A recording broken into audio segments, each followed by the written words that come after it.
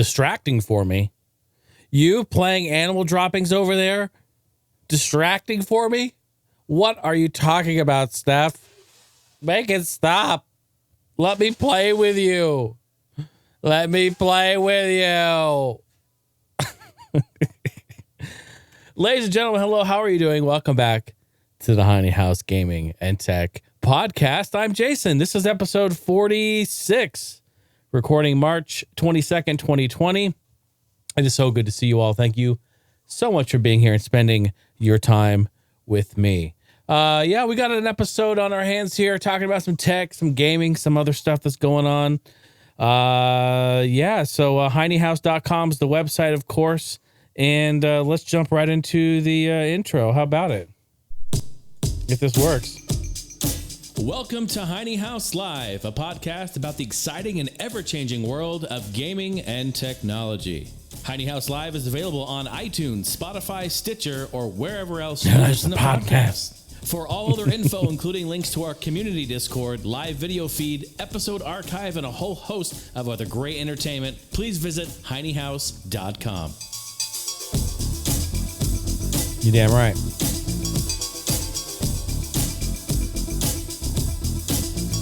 You're damn right. Welcome back to the show, everyone. Hope you're having a fantastic week. It's a crazy week, isn't it? And I don't think it can be ignored anymore or any longer. I mean, this whole corona thing is definitely crazy out there. A lot of places, states, countries, man, everywhere, just like on lockdown, closing, restaurant industry. There's a lot of crazy stuff going on. And not to, make like mention of it every time I have a podcast episode, but this is kind of a whole world situation, right? So it cannot really be ignored. And I'm not going to. I'm just basically wishing everyone, please be safe, wash your hands and, do your part in whatever capacity you feel that you're able to do so. I know, there's a lot that's going on, a lot of people losing their jobs, a lot of, unemployment's going to be happening. These are trying times for sure. And so I think it's best for all of us to, try to band together and, do the best we can and keep safety and your health top priority. Yeah, it's just crazy. I think it really should be taken seriously. Steph and I are going to be here. We're home. I'm not going into work any longer, so I'm here. Most of you know this already, but Stephanie, she works from home, so that is good. That's a plus, so she can continue to work as of right now. So she's doing that, and I am not going in on my normal work, so I am using this as an opportunity to go full force. I'm going to be, and I've already done that this week. I've been streaming already during the weeks, and I'm going to pick that up, continue to do the podcast, continue to do the entertainment stuff, and, just try to keep the positive vibes going, man. This is crazy. It's crazy stuff. And, while we're here, let's try to use that as an opportunity. Hey, maybe it's an opportunity for all of us to go to our back catalog. Do you remember at the beginning of the year, we were talking about what are some of our gaming goals for 2020? And pretty much unanimously across the board, everyone said, my back catalog. Whoop, whoop. My back catalog. Whoop, whoop. So maybe this is a good opportunity to sit down and play some games, in light of all the darkness that's going on. So, so let's continue on, man. Let's talk about some gaming. Let's talk about some tech, and let's have some fun. And you know what? Last episode, I didn't get to it, so I want to start with this episode, folks. It is time for This Week in Gaming History. Yes. Last week, I just kind of glazed right over it like a glazed donut, and so I wanted to make sure to come back around the drive-thru and hit it this time and do it upright. So, folks, this is the section of the show where I talk about games that have been released in the past during the week this podcast airs. How about that? So, March 22nd through March 28th is what we're going to be talking about. Those are the dates. Let's go ahead and get right into it. March 22nd, in 1996, Resident Evil on PS1 in Japan was released. The great, the classic, the iconic. The game that makes me wet myself. Did I say that out loud? Shit. 2011, Crysis 2, PC, PS3, and 360. That's the question you ask yourself when you build a new PC. But can it run Crysis Bro? Get some help. 2018, Hyrule Warriors Definitive Edition on Switch in Japan was released. I think I've talked about this story earlier in an episode. Steph bought Hyrule Warriors for Wii U, the disc version, right? Put it in the console. She got to maybe like the first like checkpoint in the game, and then the game just like locked up and said like disc error. It wouldn't read the disc.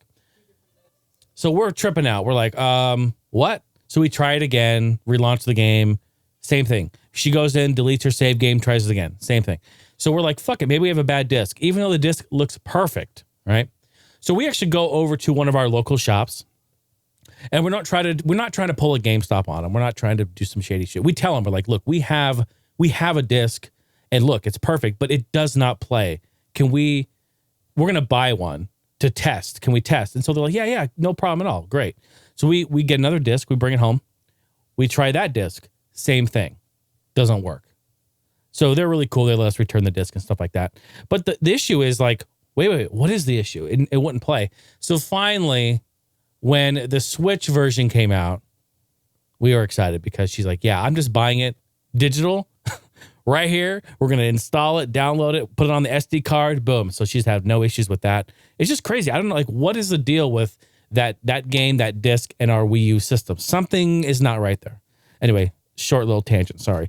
Moving on to the next day, March 23rd in 1993, Kirby's Adventure on NES in Japan was released. Pretty fantastic right there. One of my favorite games on the NES, to be honest. That's a game you can sit down and just run through, man. It's so fun. So fun. 1994, Super Street Fighter 2 Turbo in the arcade. Yes, the arcade. Wow. 94. What a great year to be in the arcades. And hopping forward a few years, in 2004, Far Cry, the original Far Cry on PC was released. March 24th, moving on to the next day here. In 2000, Kirby's back. Kirby 64 on N64 in Japan was released. How about some Legend of Zelda? You ready for this? 2003, Wind Waker, folks. GameCube.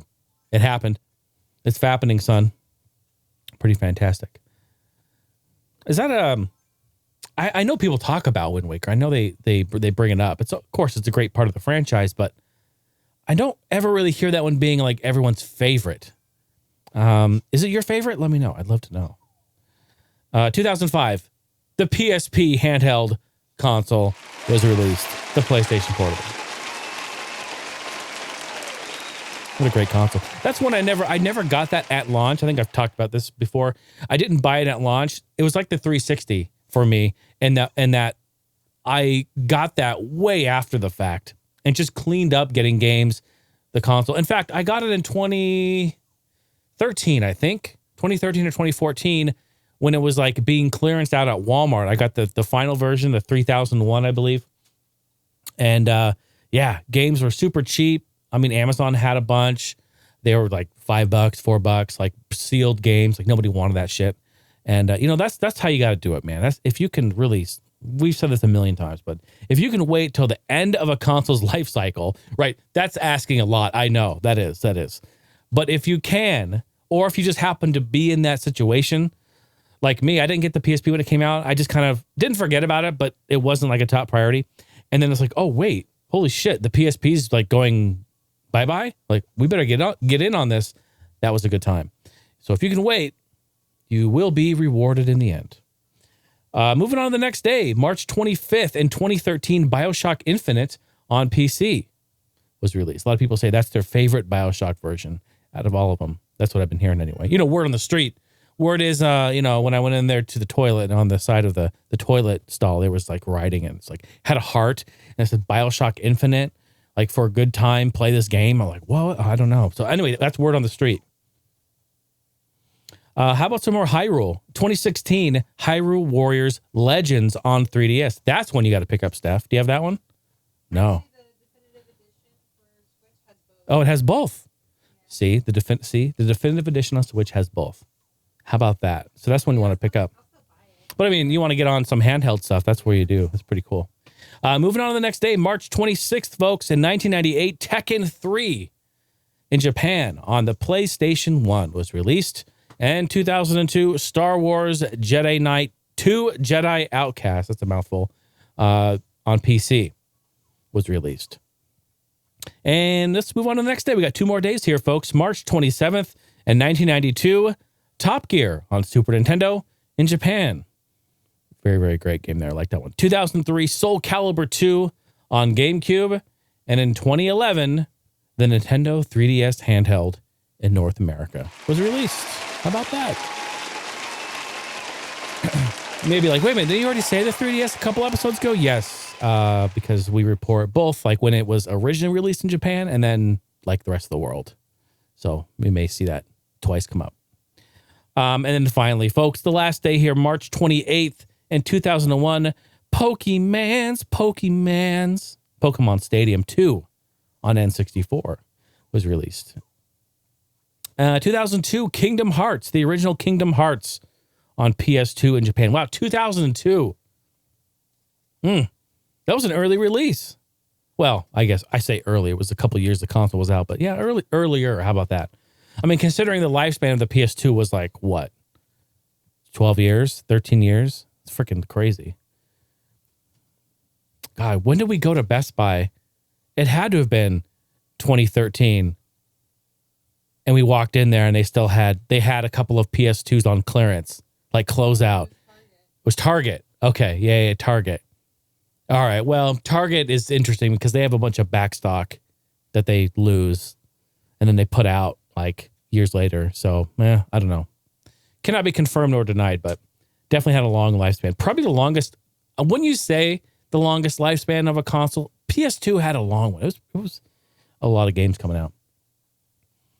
I mean, I remember buying MotorStorm Arctic Edge in 2010 for PS2, and that had a release year in 2009. It came out, so like I remember doing that. That was freaking 10 years later.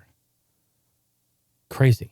Where were we? Oh yeah, the last one here, March 28th. The last one, 2019, Yoshi's Crafted World on the Switch. Ladies and gentlemen, that was this week in gaming history.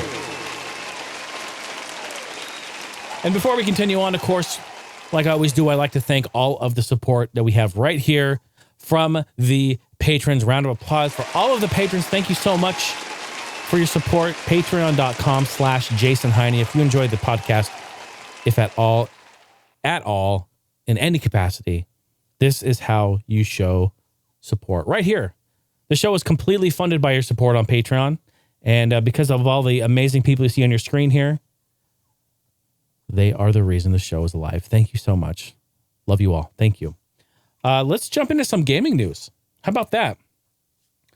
The big news, of course, is the huge one. You've heard it a million times. People probably like, what the fuck? I'm sick of hearing it. But you know what? Animal Droppings New Horizons has launched. Stephanie is right across the table from me. She's actually playing it. I hear her chopping trees as we speak. Hopefully she's getting that softwood, that hardwood. How about that? So, I mean, literally, we've been home, right? Kind of like isolating ourselves. And during the last 2 days, which she has had off, I've been able to spend the time with her. And we've played. Come on. We can't not admit it, Steph. We basically have played maybe like 7-8 hours a day, each day, last 2 days. Because she's right. There's a lot to do, and it keeps expanding and growing. And that's the fun thing about it, is that it's an ever changing. Every day it's an evolving world, and it's a lot of fun. It's fun to help build a community in there. It's fun to build your house and customize it. I mean, that's why games like The Sims and all that. That's why they're so popular. It's why people love doing that, because you have a connection to it. You kind of become invested into the world, so it makes a lot of sense, and we're having a ton of fun. It's great, and we can't wait just to continue and play it. I mean, she's doing it right now. It's fantastic. I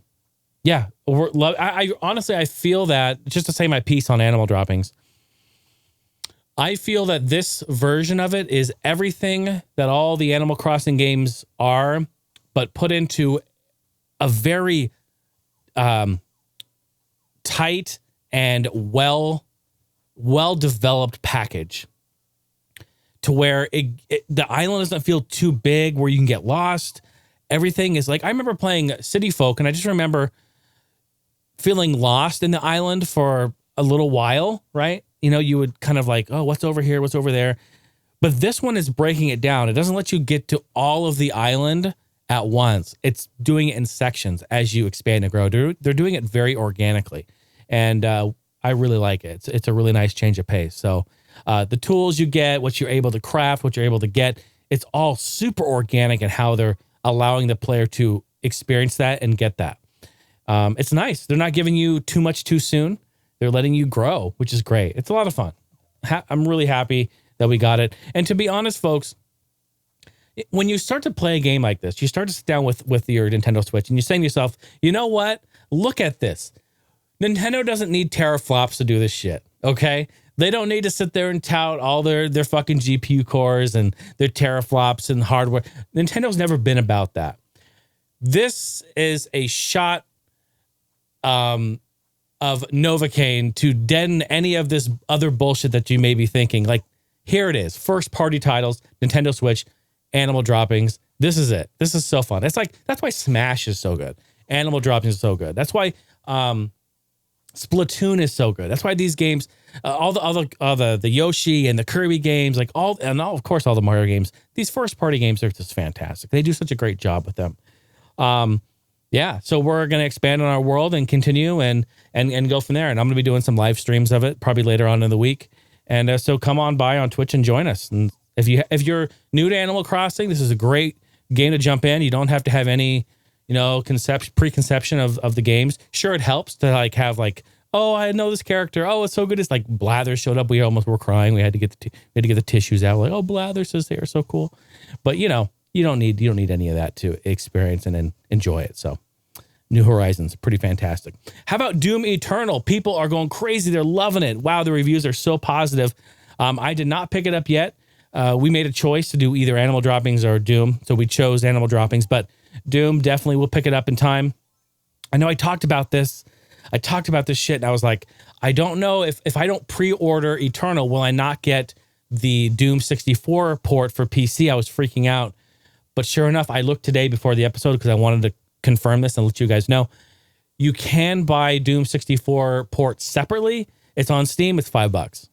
Totally worth it. Absolutely worth it. Just the fact that they went through and redid it and made it available for PC in any fashion is like something to be celebrated. So yeah, $5 totally worth it. But you should just get the whole game, right? Get Doom Eternal, get all of it, because I'm sure it's fantastic. People are loving it. Have you played it? Let me know in Discord. Holler at me. Let me know what you think. People are saying it's everything. Rip, tear, grind, smash. It's everything you can imagine that you love about Doom and a Doom package. So I cannot wait to check it out. Very cool. Speaking of old games that are becoming new again, Halo Combat Evolved hit Xbox Game Pass. This happened earlier last week. Most people know about this, but guess what? It's there. And if you are an Xbox Game Pass subscriber, which is great because we play a lot on PC, so that makes sense for us to have the Game Pass on PC. It's included in that. Yes, I was so happy. So I went in and installed it. It's like 30 gigs, I think, something like that, 28 or something gigs. Downloaded it, installed it, and I wanted to play through like half or like the first section of it just to make sure like it worked and everything was cool and everything was fantastic. Another game I want to stream eventually, probably play through some of the campaign because the campaign was so good. I really loved it. So that came out. What I really like about this is when you're playing it, you can press tab. And when you press tab in real time, it flips the graphics and the audio back to what it was originally. All the original stuff from the original Xbox. Or I guess PC for that matter, because that game was on PC originally. And it's incredible to see the remake and the detailed texture. I mean, like, every single thing has been redone in that game. Every texture, the way the guns like look and the audio, it's all polished up. It's wonderful. And it blows me away. When you hit tab, like, you go from having like the original, you don't notice it until you look at the remake, but like the textures, like walls and flooring, it's just like flat panes of color. It's crazy. Like, there's not a lot of detail in there. But the remake is incredible. I wish I had a comparison to show you. I should have put 2 pictures in, but I forgot to. But you can look it up, I'm sure. Looks really, really nice. Plays really good. I cannot wait to jump back in and just go through the whole campaign again with my good friend Master Beef. How about that? Okay. This was big news this week as well. PS5, they've sort of kind of released specs. Okay. Yeah, I have a lot to say on this, so let's talk about this for a second. So, in a staged and mostly boring, if you're not a complete tech nerd, the Sony presentation dug deep into the tech side of what the PS5 has to offer. So, I wrote down a few notes for myself to remember. Here are some of my takeaways in the whole conference. It has an extremely fast SSD hard drive in there. So, everyone knows that SSD storage, flash media, is very, very fast. And so what Sony is doing is they're creating a proprietary hard drive in there that is extremely fast, blazing fast, which I think they hope will kind of overshadow a lot of other things to where that is going to be one of the standout features. Now, Microsoft has already said they have an extremely fast SSD as well. They're talking about you can load, up to 3 or so games, maybe more, a quick, what was it called? Quick resume. So, and they showed off some of the tech demo stuff on that. And this is all great. This is all totally true. Like, we have SSDs in our computers and our PCs, super fast. Love them. Games load quick, Windows loads quick, everything's happy, fantastic. I think SSDs are going to change the way people load and play and enjoy their gaming on consoles. I agree. Totally. So that's good to see that. Sony appears to be allowing off-the-shelf NVMe PC drives, all right, rather than the proprietary storage system that Xbox will be relying on. So on Sony, they're going to be able to allow you to get, basically, the lamest terms is go to like Newegg or wherever you buy your parts from and get hard drives off the shelf to expand that, which is good. We're gonna see how this all plays out when it all comes out. But yeah. The reality is that they're both gonna have super fast drives. You may or may not be able to expand them. And the one thing I took away was Sony mentioned about PS4 compatibility and backups. They said that you'll be able to play, your PS4 games, but the game saves for PS4 games will not be supported on the internal memory or internal hard drive, but you have to get a USB external drive that will then be formatted to work with the PS4 save games. Like, what, mate? What is this? Seems very interesting. I don't know. There's some stuff that I want to talk about later about this. I have a compatibility section I want to talk about. We're going to go kind of deep into that. So really interesting stuff. Cool. Yeah, it's going to support some of the PS4 games, but by the way, you need to buy an external USB hard drive that's not SSD, just standard, spinning drive that plugs in, and then that works for what? That doesn't make sense. It's kind of ridiculous. I don't know what's going on over there. There was something that stood out to me, though. Of course, the audio. I listened to him talk about the audio engine, and probably was, for me anyway, the biggest bit of news was their 3D audio game engine. Tempest, it's called. So Tempest audio engine. And now they compared it to the PSVR, and the PSVR can support 50, it says pretty decent sound sources. All right. And he described that in terms of like rainfall. The sound of rain in a game is usually a single audio track, at least today is. It's usually in a single track. But the PS5, theoretically, would be capable of letting you hear individual raindrops in a 360-degree space in relation to wherever the player is standing. Okay, Tempest 3D audio can support hundreds of these channels, not just 50, but hundreds of these channels. Now, that is extreme. That's super extreme. What fucking developer is going to say, you know what, I'm going to program a couple 200 channels of audio just for the rain so that people can hear the raindrops? It's not happening. Ask any developer. They're laughing their ass off when they heard that. I know it. Not happening. They're not doing that. Now, will they do 10 or 20 maybe, to hear maybe different rain in different areas? Yeah, sure, of course. But hundreds? Come on, no. But the fact is that it's capable of doing that is really exciting. I think that's a really, really cool thing. And just to be able to give like 200, 300, 400 channels of audio, It's overkill. It's way overkill. But the ability to do so is great. And I think that will allow developers never, ever to be limited. But the question is, were they limited with 50? I don't know. Maybe, maybe not. I think that's really cool, though. The ability is there. So Tempest Game Engine, that stood out to me. 3D audio, I think it's going to be great. We have some other stuff to talk about of that later on in the tech section. We'll talk about. We have compatibility issues. I got something. I got to rant a little bit later on that one, boy. Oh, boy. Grand Theft Auto 4 is back on Steam, folks. Remember we reported on this a couple months ago? Due to a Windows Live issue. Fucking Windows Live. Man, stop it. Get some help. Stop it. Get some help. Due to that Windows Live issue, Rockstar pulled the game down, had to recode some stuff and do some little trickery behind the scenes. But it is back up on Steam, and it is back and upgraded to the Complete Edition. I guess the Complete Edition is releasing in 2 days as of recording this. And so they've already updated that version to the Complete Edition. So if you own all the DLC and all that, you're going to get all this cool stuff already bundled in there, which is great. And what's up with these Grand Theft Auto role-playing servers? Recently, I picked up the heavy hauler for my sim rig, for my American Truck Simulator. You should look it up. It's called the Heavy Hauler. It has a working CB radio. It's a button box, basically. It has a working key so I can start my truck. It has wipers, refueling. It's basically a box like you would have on a dashboard of a truck. And it gives you access to dedicated buttons for some of the features that you use when you're trucking. It's great. I love it. I've waited 3 months for it. It's here. I've installed it. It's beautiful. Please come by my stream. Please come by Twitch when I'm streaming Truck Simulator. You have to see it. The CB works. I talk to people. I greet everyone with the CB. You have to come by. I'm just saying. This is, if you're listening to this right now, you already have RSVP'd. You have no choice. You have to come out. You're already on the list. I already got the table set. All right.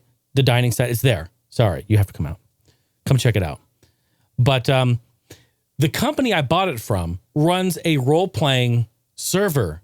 Well, they run multiple, but one of them is in Grand Theft Auto. They have people that role-play, and basically they've built a server where it's a real living, breathing, thriving community where they have government, they have people who are just civilians, they have a police force, a fire department, and real people play that. And it's crazy. Like, cops will drive around, and like, if you're like, going through traffic illegally, like they'll pull you over, and it's crazy. Like, I've been watching YouTube videos on it. It looks so fun. And I'm not going to lie, like, a part of me wants to like get involved. I think it's really, really cool. I don't know how you get involved. I don't know. You have to like go fill out paperwork. Like, like you go to the fucking DMV and fill out paperwork. Like, do any of you participate? Do you know how to participate? I could look this stuff up too, but I always like asking the community first because you guys are always so educated on so many more things than I am. Let me know if you know anything about that. What servers to join? Are you part of it? Are you civilian? Do you play? Because this company I bought this from, they have tools. They have like a police interceptor, like devices they make so that you can like turn on your sirens and do stuff just like on Truck Sim. Like, they have dedicated controllers that they make. Special. They're handmade for this. So way cool. I kind of want to get involved with it. Really, really cool stuff. So let me know. And hit me up in Discord or whatever. Speaking of role playing, what is this American Motorcycle Simulator? Wait, what? Get some help.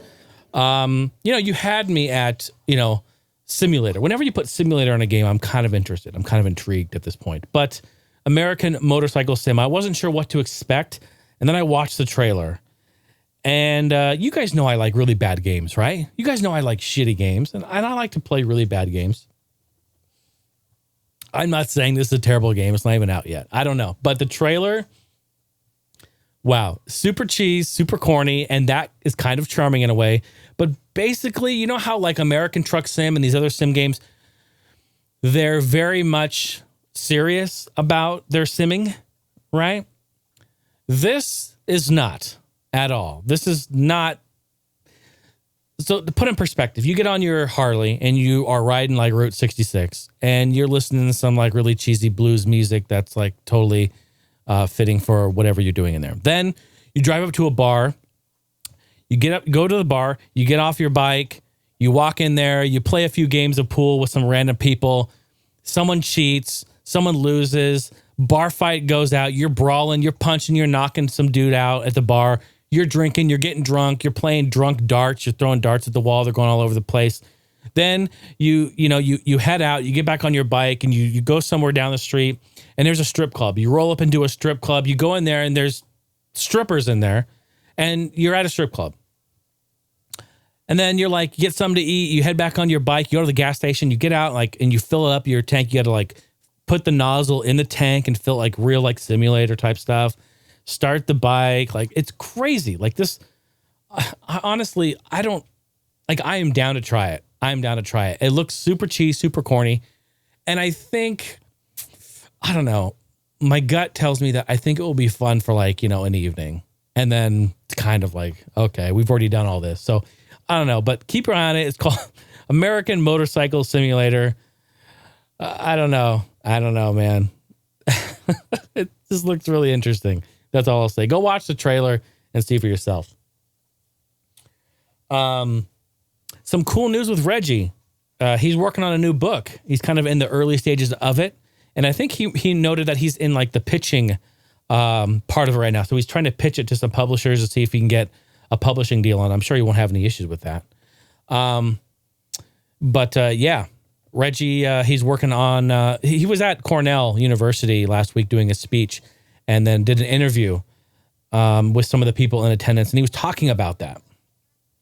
But he also wanted to bring up some really cool stuff. And I made some notes here about what he's going to be speaking about in his book. This book sounds really, really good.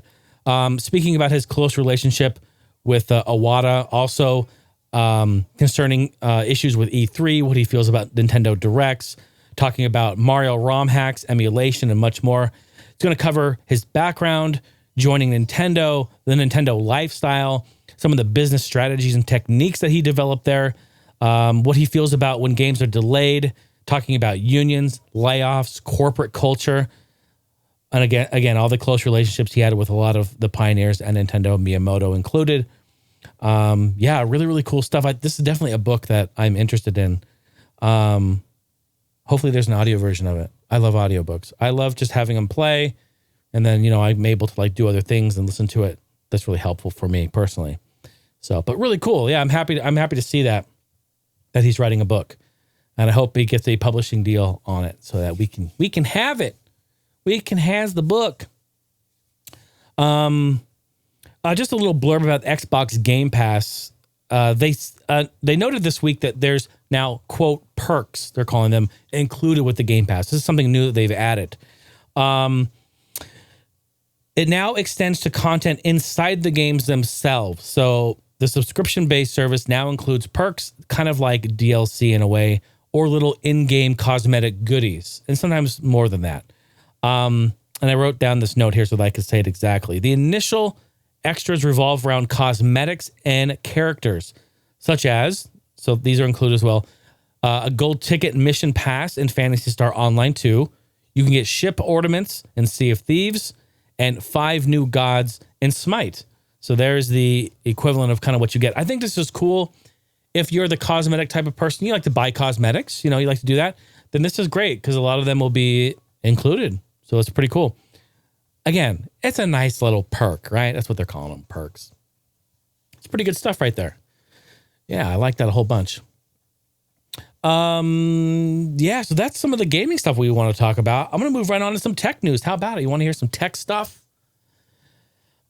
This is a very interesting article that came across my, what do they say? It came across my office, what do they say?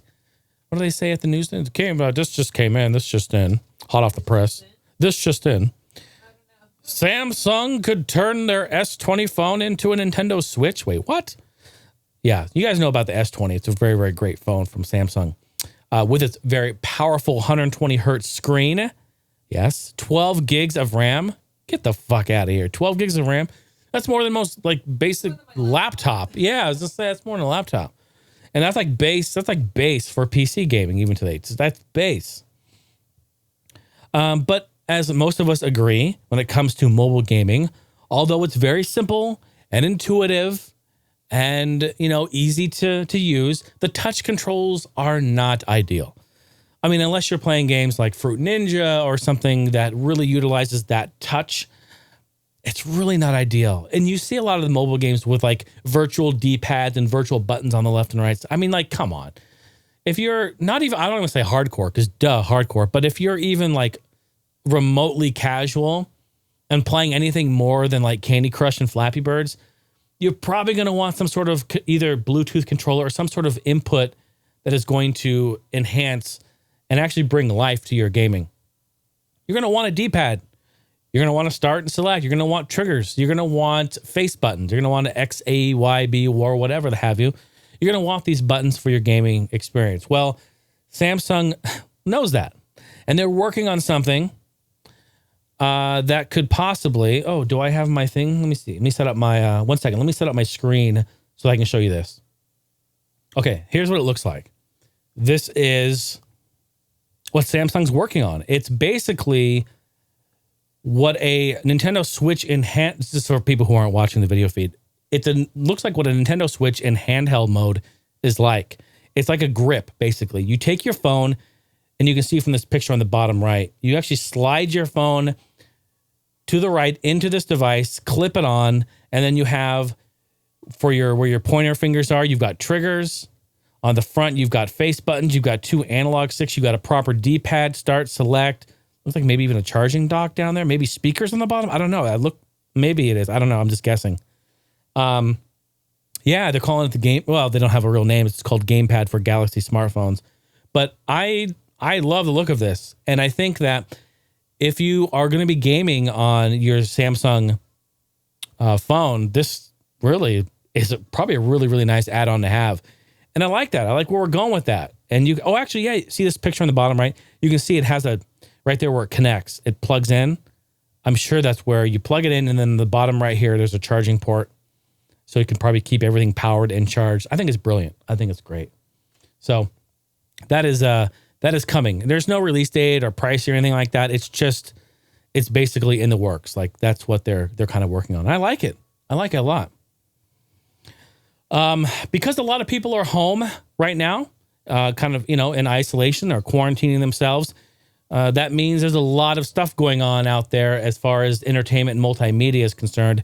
Steam had a record-breaking usage during this whole COVID-19. As of making this article, it was just over 20 million, but we actually passed that, I think, a couple days ago. It was at over 22 million users logged in, active users on Steam. That's a lot. Of those 22 so odd million, 6.4 were actively playing game. 6.4 million players were in game. That's huge. Majority of them, of course, playing. Can you guess?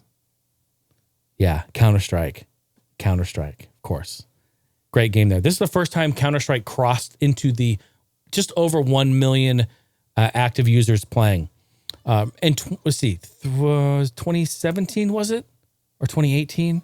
2018 PUBG was like 3.2 or something million playing. That was like the highest game ever. I think followed by Dota and then followed by Counter-Strike. But yeah, man, there's a lot of people playing games, obviously, because, we're all trying to be safe and stay home. Followed by Dota, 700,000 players. Rainbow Six Siege, 196,000. Path of Exile, 115,000. And Grand Theft Auto 5, 173,000 were playing. It's a lot of people playing. Lots of people playing. And because there's a lot of people playing, we're having a lot of congested network issues. In fact, we just experienced it today. Our internet just took a shit. And I think a lot of people are going to be experiencing this during, I don't want to say high traffic time, because high traffic time is kind of like all the time now. But even more so, kind of like in the evenings, like 5 o'clock-ish time, that's when ours tanked, which makes sense. People are logging in, turning on Netflix and news and whatever have you. But we're having issues because networks are struggling to cope with all of this. I mean, when you're telling entire cities, entire states, entire places to shut down and, do not leave your house unless really for an emergency, what else are you going to be doing? We live in a very digital entertainment society, so you're going to get online. That's just what you're going to have. So with all of this, There's been lots of gaming issues, of course. I mean, this is all like common sense. I don't even really need to report on it, but I'm going to say it anyway. Just, have patience, reset your modem, try to get it to reconnect. But I mean, there's nothing we can really do about it. It's just the nature of the beast. Call of Duty Warzone, last week we tried to play. It was kind of all buggy. Overwatch, other Blizzard games, World of Warcraft having issues. Xbox Live has gone down twice in the last week alone. They've been great getting it back up and working, but lots of issues with there. Netflix is actively adjusting bit rates worldwide to try to help with the network streaming issue and trying to make it so that it doesn't kill the internet and completely tank it. But yeah, again, like this is common sense. We're in this time where we're gonna have issues with internet connectivity or online gaming. So just be patient, and we'll get through it. It will be back up and running. If not, if not that night, maybe the next night. Like Blizzard, for instance, Blizzard. We tried to get on and play Call of Duty like 3-4 days ago, and they're getting fucking DDoSed like crazy. Like people are DDoSing them. Like, hello. Why is it every time we have, usually it's during times when people are home, during Christmas break, holiday break, spring break, 4th of July, Christmas, Boxing Day, whenever we have a holiday, it seems like people want to DDoS and just like kill the networks. Like, yeah, look at me. Haha, I can do it. Okay, nobody gives a shit anymore, okay? Like, nobody cares. This isn't 1996 anymore, okay? People don't care that you can DDoS something. Great. Like, use your talents to something great. Like, seriously, if you're so smart to do that, like, use that to market yourself and do something great. Like, get a job out of that. Like, that's fantastic. Like, seriously, think about it. Honestly, I just think it's crazy. Nobody gives a shit about that you can DDoS something anymore. You're just ruining our gaming experience. Like, all you are is an annoyance. That's all it is. But yeah, they got that under control and they're back up and running. So that's pretty great. So just have some patience. That's all. Okay. One last thing about Netflix, since we're talking about streaming, they have this new, basically it's a Chrome extension. But what you can do in this Chrome extension is Netflix Party, it's called. You can party watch, basically watch a movie in like a party type setting with other people online. Like old school, like chat room, like AOL chat rooms, except a movie's playing. Oh, that could have been interesting. Oh, if we could have done that back then. No, I'm just kidding. Okay, so it's a Chrome extension. You install the extension. All right, you click it, you launch it. It pulls up a window. You get to pick the movie that you want, and then it gives you a link to send to your friends. You send the link to your friends. They all join in the chat room. They click the link, they join in, and then you watch a movie together in almost real time. I think they said there's a slight delay on it, but it really doesn't matter too much. It's not that much of a delay. But I think that is so cool. You can like watch movies with your friends, in the browser. I think that's rad. Very, very cool. I think we should try that. Be a lot of fun. But when you do that, you have to type ASL instantly when you join that chat room. Like you get in there, be like ASL, and then type like pick for pick. You got to start trading. No one's going to know what that means. We used to trade. Oh, never mind. I've said this before. I've said actually probably a lot of times. Back in the 90s on AOL, we used to trade like porno pics, basically little nudie pics, pick for pick. So, and someone would say that like trade pick for pick, and it would take a long time. It would take like an hour to transfer. Remember, folks, we were on like 14.4 dial-up, 28.8K. It was very slow. But we would trade. So someone would say pick for pick. You'd be like, okay, yeah. Like you send first. I'm like, no, you send first. And you take a gamble. You would take a gamble because you would send a picture to that person. They would have to then download it and receive it. Once they got it, if they were kind enough, they would send one back. Majority of the time you would get one back, but not every time you would get one back. Sometimes you wouldn't get anything. Sometimes you'd get one that you didn't want to see. I'll just leave it at that. It's weird shit going on out there. So that was the gamble. This was the early days of the internet, folks. So that's what it was. So, but yeah, and then people would go into those chat rooms. It was like, they would say ASL, which was like your age, your sex, and your location. They were like fishing, like, are you male or female? Where are you from? How old are you? Like, that's what they type. And then people would be like, of course, I would always type, 18, female, You know, and I just pick a random place. I'd be like LA or Florida or, you know, I just pick some random place. And then we'd start chatting. And then, then after a little while, then I just get him like, I'm a dude. Ha, gotcha. Oh my gosh. Why would we do that? Why did we do that? Oh, maybe that was just me. Maybe I'm the only weird one that did that. Shit was hilarious, man. Early days of the internet.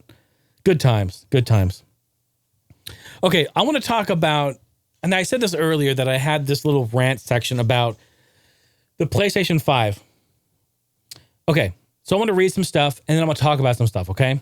So follow me on this. This is actually a really big section because we have the two titans. We have the PlayStation 5 and the Series X, and they're both coming, and they're both slowly revealing data and stuff about what they're doing, the specs, what they're capable of, what they're going to be capable of, and what they want to do and how they want to market this. Now, this roadmap is kind of rocky because we already see kind of like the divide happening.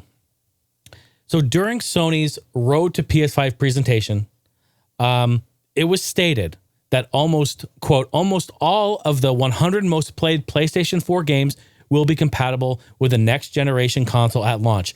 That's what they said, quote unquote. People went crazy, myself included. I go, wait. Hold on. Read that again to yourself. Almost all. That, just those two words alone get me fuming pissed. Okay? What the fuck does that mean? Let's be clear here. Almost all? What does that even mean? Almost all of the 100 most played. Where's the list? What are you talking about? Is that your like greatest hits? The most sold? The most pop? Like, what the fuck? It's super vague. That's why people are upset. Super fucking vague. 100 most played PlayStation 4 games will be compatible with the next generation console at launch. Okay, great. You told us absolutely nothing. You told us a bunch of shit. You shit in the Home Depot bucket. You shuck it around and you dumped it on all of our heads. That's what you did. That's telling us nothing. That's just shitting on us. Be fucking specific. You know what? I got to hand it to Microsoft. They came out of the gate and they said it. They just called it out. All right. Now, sure. I had some questions.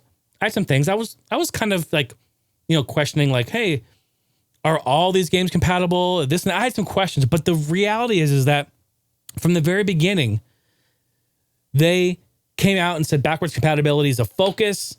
Here's what we know so far. They laid it out. They said all 4 generations of Xbox games are going to be compatible. And they laid it out, not fully, not completely clear, but way more clear than a Home Depot bucket full of shit that Sony gave us. All right. So you can imagine that did not inspire much confidence about what the catalog is. And of course, the internet went ablaze. I think everyone knows that. They were like, what the fuck are they talking about? People are on Reddit. People are online. People are like, what kind of conference is this? This is crazy. They were already upset. It was like this boring ass tech demo, which I actually found very interesting because I'm kind of a tech nerd. But again, if you're looking for like games and all that sort of thing, that was not the conference for you. To be fair to Sony, though, too, they did say we're going to dive deep in the tech side of things. They did already prime that. All right. So you can't be too mad at that conference because they already told you they're going to be super geeky about it. So anyway, give them a little credit. You know, I tried to look at it both sides. I call it how I see it. Tell you that. Okay. So it went crazy. The internet went crazy. So then what happened later? Sony came back. They clarified their statement. This was on Friday. This was a couple days ago. They said, quote, we believe the overwhelming majority of the 4,000 plus PS4 titles will be playable on PS5. Okay, so that's what they said to clarify. What they were meaning at the conference, which did not come out, was that is how much they have tested so far. Or at least that's what they're saying anyway. Like, well, that's how much we have tested so far. They've only tested the 100 most popular games and they are working. All right. But in time, maybe due to software updates or whatever they're going to be doing, 4,000 plus PS4 titles will be able to play on PS5. Remember, folks, you're going to have to get an external hard drive to save all those games, by the way. Just saying. That was the little news blurb, too, earlier in the week. Am I a little upset? Yeah, I am. Why? Because I was expecting more. I really was. And we'll talk more about this in a second. Okay. They also went on to say, It expects backwards compatible games to run at a boosted frequency on the PS5, which will provide higher and more stable frame rates and potentially higher resolutions. They said that they're currently evaluating PS4 games on a title-by-title basis. Boom, there it is, folks. Title-by-title basis. That's why they said what they said, because they've only done like the first 100 or so most popular games. Okay, starting to make sense. Okay, next time just be fucking clear about it. Jeez, we gotta fucking learn fucking Braille, and we gotta come over here and try to figure out all this shit to figure out what the hell you're trying to say. Just come out and say it. Just come out and say it. Title-by-title basis. To ensure compatibility with the PS5, Sony has tested hundreds of games so far. Great. And we will test thousands more as the console's holiday 2020 release window approaches. Okay, thank you. How hard would it have been to just say that at the very beginning? Jeez. I hate it when people do this cryptic shit to try to make us figure it out. Because then that's how rumors start. That's how this bullshit starts. In contrast, folks, now Microsoft's approach is this. They already promised 4 generations of backwards compatibility on the Series X. The Series X will also support cross-generation saves when it's released 2020, this holiday season. That is what they've said. That is confirmed. So, now, I was just talking about this to Stephanie before I was making my notes here. I expected more from Sony on this. I expected, in fact, maybe my standards were way too high. And maybe I was believing the rumors and the hype. And this the thought and the theory that we might be able to get a PlayStation console, PlayStation 5, the most powerful, most advanced gaming system that will be able to go back and play PlayStation 1, 2, 3, 4, and 5 games.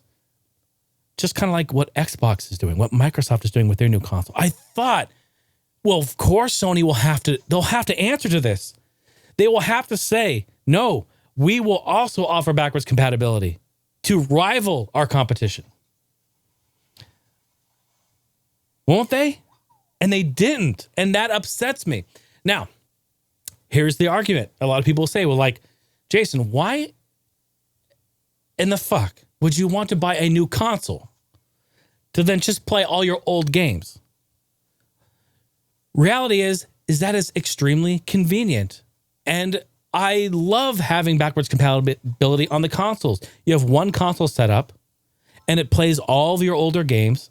That is so nice and convenient. Why do you think I love the PS3, the original launch day PS3 so much? Because it plays 1, 2, and 3. I've got my original 60 gig and I love it. And it plays all those games. It's so convenient. It's nice. I have one console, even though it's fucking massive. It's the size of a refrigerator. But it does all that. I mean, how much desk space, how much table space do you have to have all these consoles? We don't have enough room in the house to put all these consoles out. So it's nice to have one console and do it. And also, I'm a little older, all right? I grew up during the times when those original consoles, 1, 2, 3, and 4, and 5, of course, are launched. And I have all these games from that back catalog. I have hundreds of PS1 games. And it'd be great to just be able to pull it out, pop it in, play that game, and then bounce over to maybe a PS5 or a PS4 game. You know what I mean? Like, just, it's convenient. It's really nice. It's not a make or break deal, but it kind of is frustrating to me. Am I alone in this? I know there's people out there that don't care about the backwards compatibility at all. And I completely respect that. And I get that. Again, Sony is also in that boat. They're saying, look, our customer base doesn't give two fucks about this. Let's move forward. We have a forward-thinking vision. We want to move forward. Let's get them into our PS5. Let's get them into our new PS5 games and give them some backwards compatibility on PS4 because we kind of have to, out of necessity. They'd rather not, guaranteed, but they have to. And they're making it difficult. They're making you buy a USB drive, plug it in, format it, use only for PS4. They're making it difficult. And guaranteed, people are going to say, okay, fuck it. I don't really care. I'm going to I'll have the PS4 out here for a while when I want to play those games, and then I'm going to go trade this shit in when I'm done. You know what I mean? That's what they're banking on. Now, to wrap this up, I know I'm ranting. And this is really important, though. For me, as a gamer myself, this stuff is important to me. Put it into this perspective before we close up the show. Put it into this perspective. If you have both of our consoles, here you go. You've got a PS5 and a Series X. Okay, here they are. They're released. They're right in front of you. They're ready to go. You can pick any one you want. You can pick one for free. You can have it. Now, separate yourself for a second, because I'm not coming to this as a fanboy. Let's separate that right quick. If you're not a fanboy and you love both, you want to own both, you can have both at some point. See, I'm the type of gamer who thinks like, fuck having these like arguments about which one is better. Just if you can afford it, and if you can't, I understand that. No, you know, that happens. But if you can't, just get both and shut the fuck up and have fun with them both. So here they are, both of them. On this side, we've got Sony saying, this is PS5. All right. It plays PS4 games, some of them, majority of them. We'll do 4,000 plus later on. But at launch, it will do maybe a couple hundred PS4 games. All right. But you're going to get all the new PS5 stuff, all the new PS5 exclusives. Everything's going to be fantastic. You can get all the new stuff, the new game engine, a million raindrops floating around your head. It's going to be beautiful. It's going to be amazing. But that's what you're getting. Okay, that's what you have. Series X, Microsoft says, here's our console. You're going to get, all the fast SSD. You're going to get all the new hardware, which is very equivalent, not exactly the same. Maybe a tad bit more powerful than the Sony, than the PlayStation 5. A little bit more powerful, but in theory, very, very close, right? On top of that, you're also going to get backwards compatibility on all your Xbox One games, all of them. Majority of your Xbox 360, and a good majority of your original OG Xbox games from 2001, right? At launch. On launch, so you can play your OG Xbox, your 360, all of your Xbox One games, and all of the new Series X games that come out at launch. Now, if you're not a fanboy, if you're just sitting there like, well, I probably pick the Xbox. I'd pick the Xbox. Why would you not? Why would you not? You can play all your other games, majority of them anyway. And that can still be argued. We don't know exactly how many on the Xbox, but a majority. They've said backwards compatibility is a big focus of ours. They've made that clear. I would pick the Xbox. Duh, no shit, of course. Now, Jerry's final thought. If Sony were to have said that, if Sony would have just matched, not even like excelled, if they would have just matched and said what Microsoft said, folks, at launch, the PS5 will be able to play all the PS5 games, all of your PS4 games, a very large majority of your PlayStation 3 games. Even if they just said the 100 most popular PS3 games, a couple thousand of the PS2 games, and a good chunk of your PS1. Like if they had said that, just matched it, I would have gone, boom, Sony, I'm buying that console day one. Day one purchase, without a doubt. That's a clear win. That's an easy purchase. One console to play all of your old PlayStation catalog. And yes, to recap, I was expecting too much. And I think a lot of us were. And I think that's why a lot of us are upset, is because that's not happening. And it is happening in some fashion for the Series X. What will happen in the future? I really don't know, folks. I don't know. I'm excited to see how it plays out, though.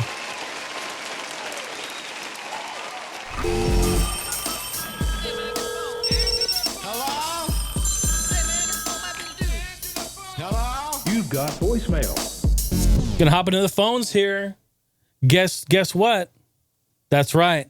The Heine House hotline, alive and well. We're gonna take a call here from the man himself, the voicemail maniac, Mr. Cameron, on the horns again. Appreciate you calling up, Cameron. Really appreciate that. Let's jump in.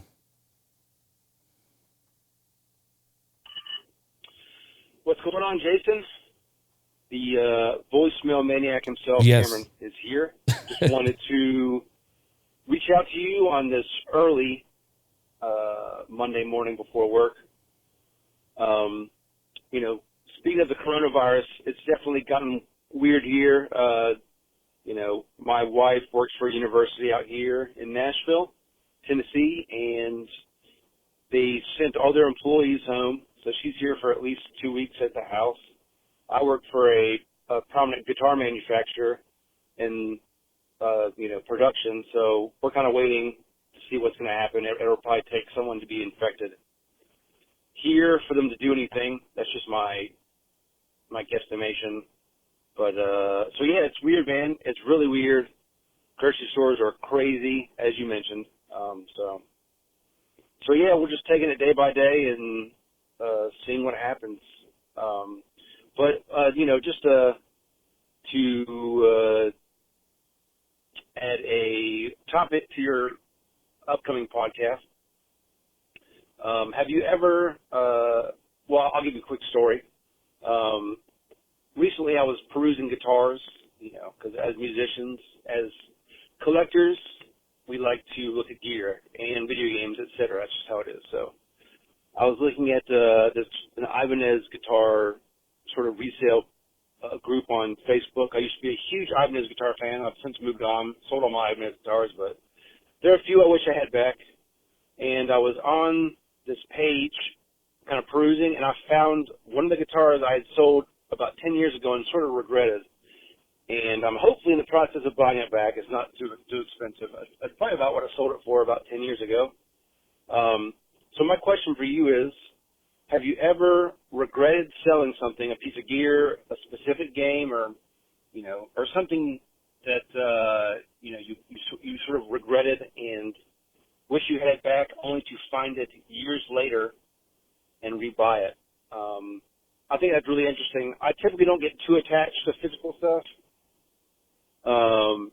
But anyway, that was just a crazy thing that happened. Sorry, there's an alarm going on off in the parking lot here at work. Anyway, I better let you go. I've been long-winded, per usual, enjoying the podcast. Support this guy, guys. Sign up for Patreon. Definitely a worthwhile pursuit Mr. Heine's doing. So take care, stay safe, and we'll catch you next time. Thank you, Cameron. No, I appreciate that. I always appreciate your voicemails, long-winded or not, and I appreciate the little plug at the end there. I appreciate you supporting on Patreon. Man, that is a great question. Have I ever sold something, regretted it, and then wish you had it back? I know you said on there that you don't get too attached to items, and that's actually one of my biggest problems, is that I get attached to everything. I'm extremely attached to stuff. Reality is and I've said this before, I can grab any bit from my collection and pull it out, and it has a story. It has a memory. It has something attached to it that I can actually go back and talk about and share that moment. And that's really the beauty of it. And I kind of talked about this when my family was in town 2 weekends ago, and my younger brother and I, we were digging through my N64 games, and he was just like, oh my God, oh Smash, oh look, Cruising USA, oh Wayne Gretzky's hockey, holy shit, oh Mario Party, and like the light in his eyes and like the excitement of going back to those times. That right there, just that happening is the importance that or something that's important to me, is why collecting and having things and hanging on to them means so much, because not just to like have all the stuff, like, believe me, it's overwhelming. It's, you know, having a collection of stuff takes up a lot of space, a lot of mental space, and it can be hard to move, hard to manage, hard to categorize. You don't even know what you have. You know, we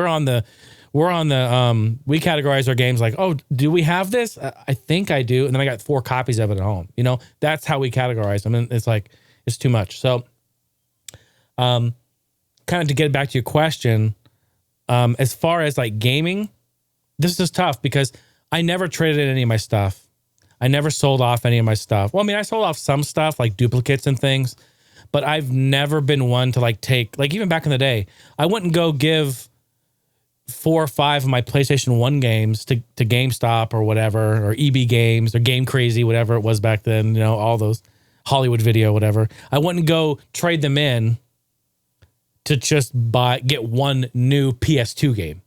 I was like, I don't understand. I don't want to do that. I never did that. So that's why the catalog's so large.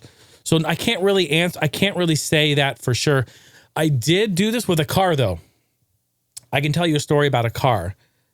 91 Honda Accord, my parents' first car they ever bought as a married couple in 1991. I was a little kid. I was there. Long story short, I'll try to make it short. They bought this car. All right. They used this car. It was a 4-door Accord. Great car. Fantastic. We grew up with it. We all had it. My older brother, who's 2 years older, he got his permit on it, got his driver's license on it, used it to drive while he was in high school. Right. Took me to and from high school in it. And then when I was old enough, I got my permit in the car. I got my driver's license in the car, learned how to drive with that car. It became my car when I was able to drive, and cared for it, put wheels on it, lights, big stereo system, the whole nine. All right. The whole 90s theme. Okay. It was very special to me. In 2001, I took it in because it was it had an oil leak. It had a whole bunch of shit on it. It was falling apart. And I was like, we need to get another car or something like that. So used it as a trade-in to get another car. All right. Got rid of it in 2001. Didn't realize at the time, was very happy with what I had done and, got everything. Really started to miss it. Really, really bad. Was kind of regretting it. It's like, man, we could have fixed it. We could have just put some money into it and fixed the fucking thing. And now being how old I am now and experience with automotive that I have now, I wish I had that then. The experience I have now, oh my God, how easy of a fucking fix it would have been. What, an oil pan gasket seal? Are you kidding me? That's all I needed, a couple of parts to replace? Come on, I'm just kicking myself, right? So, come 4 years later. This is in 2000 maybe 4 or 5 years later. This is in 2004, 2005. I'm cruising around Portland. And unmistakably, it's like when you are so attached to something, even if it's altered, even if it's changed, even if something is completely different with whatever it is that you sold, you know it's that. You recognize it. You know it. Here I'm cruising in Portland, and passes me is a white Honda Accord 4-door.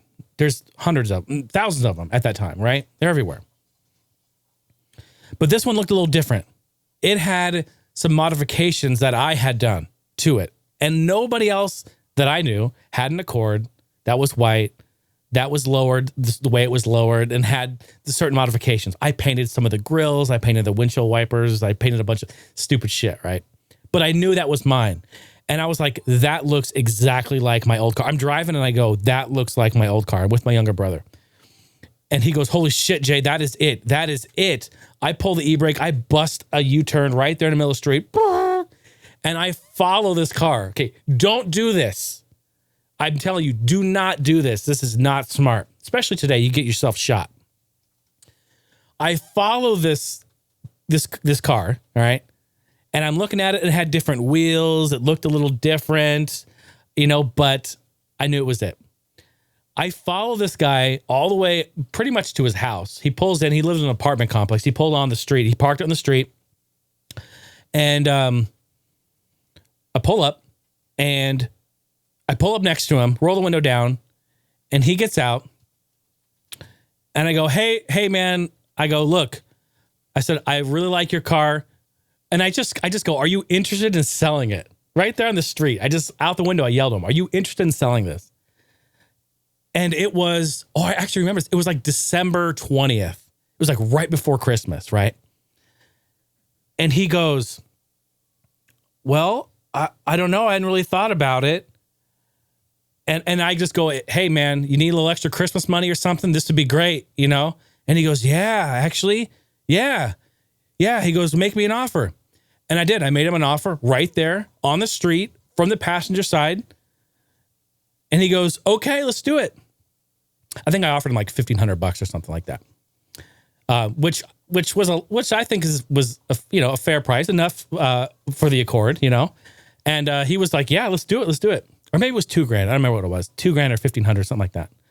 And he goes, "Cool." So I go, "All right." We got out, we exchanged info, right? Literally that night, it was like 3 p.m. We drove to the DMV together that night. He had the title, signed it over to me. I went to the bank, got cash, came back, counted out the cash. He signed over the title. We drove the DMV together. All right. We walked in, same time, to the teller. He goes, "I'm selling this car. I'm transferring over to this gentleman here." I had my license. He had his license. We did the sign. She issued me a new title right there on the spot. Boom. And we were out the door. And I was like, I cannot believe I just bought back my original car and my parents' original car. Crazy shit, right? So anyway, yeah, good stuff. We drove it home. My parents were like, "What the fuck did you guys do? What are you?" Oh my gosh. And anyway, long story. That's totally a lot longer than I hope, but good stuff. That is something that was a great memory. And we ended up doing all kinds of shit to that car. We put a new motor in it. We souped it up. I took it out, made it kind of like a sleeper race car. I know, a fucking 4-door family Honda Accord, right? Totally awesome, though. We had great memories with that. Good stuff. So anyway, Cameron, thank you for your question. And thanks, everyone, for listening to me rant and rave on this episode. I know I'm getting a little heated on this one, but folks, I am very passionate about this gaming. And I honestly, I'm still thinking about it. I really wanted to play like all of my PlayStation games on this new console. I was really hoping that we could do that. Man, what's the deal? No, it's good stuff. I think it's going to evolve. Things are going to change. It's going to be all right. I think it's going to be all right. We're going to have a good time. So speaking of gaming, I'm going to play a song on our way out like we always do. And I'm going to play some off of my Heine House Mixtape 1. All right, this is on my Bandcamp page. You can find it on Bandcamp. You can just search me, Jason Heine, of course, or just go to my website. It's all there as well, heinehouse.com. Select that. I'm going to play a song off of the Hot Shot Racing soundtrack. At the time, it was called Racing Apex. I released this like 3 years ago on my mixtape. But a little preview of some of the music to come in the racing game that I am developing the soundtrack for, developed by the amazing Sumo Digital. This song is the second one on the mixtape. Please go download the whole album. It's fantastic. You'll love it. It's called Highway Life. Folks, thanks for listening. HeineHouse.com. Round of applause to all the amazing patrons you see right here on your screen. Patreon.com/Jason Heine. Mr. Brandon, George, Erin, Weldon, Tammy, Sam, Luke, Ryan, Justin, and the entire crew on the main floor and ground floor. Much love to you all. Hope you have an amazing day. And get at me. Let's do some gaming. Let's do some streaming. Let's have some fun. And we'll see you on the next episode. Much love to yous. Bye now. Oh, well, how about this one? Here we go. Good night.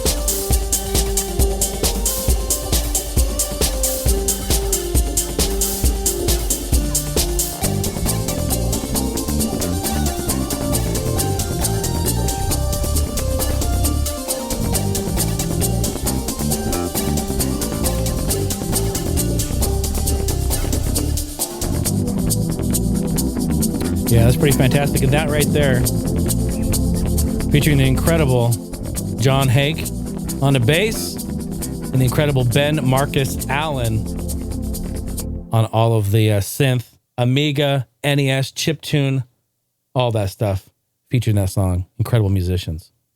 Thanks for listening, folks. We'll catch you next time. Bye now.